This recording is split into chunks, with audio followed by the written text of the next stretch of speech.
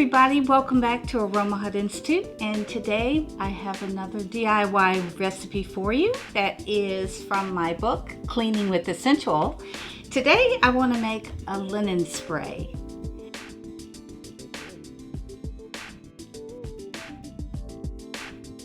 Now this is very simple to make. What you're going to need is a spray bottle. This recipe calls for a small size, so this is about a 4-ounce. The oils that we're going to be using in this recipe is frankincense and lavender, which is a great combination. I love these two oils together. Now you can change this and use whatever you like or whatever you have on hand. And we're also going to be using distilled water and witch hazel.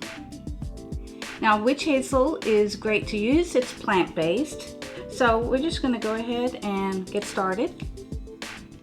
So we take our spray bottle and I'm going to go ahead and add in the witch hazel, which calls for 3 tablespoons.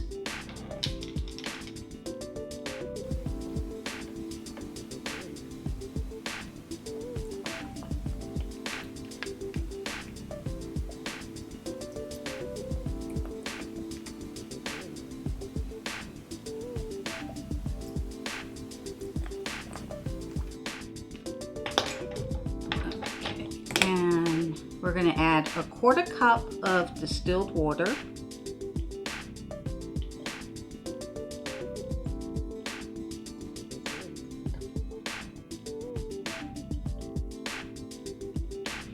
And now we just need to add in our essentials. I'm going to be adding 20 drops of lavender.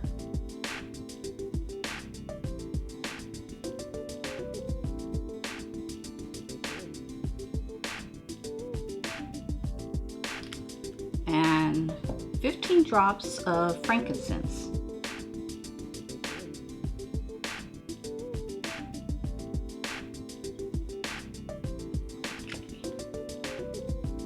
So now all we do is just replace the spray top and shake it up.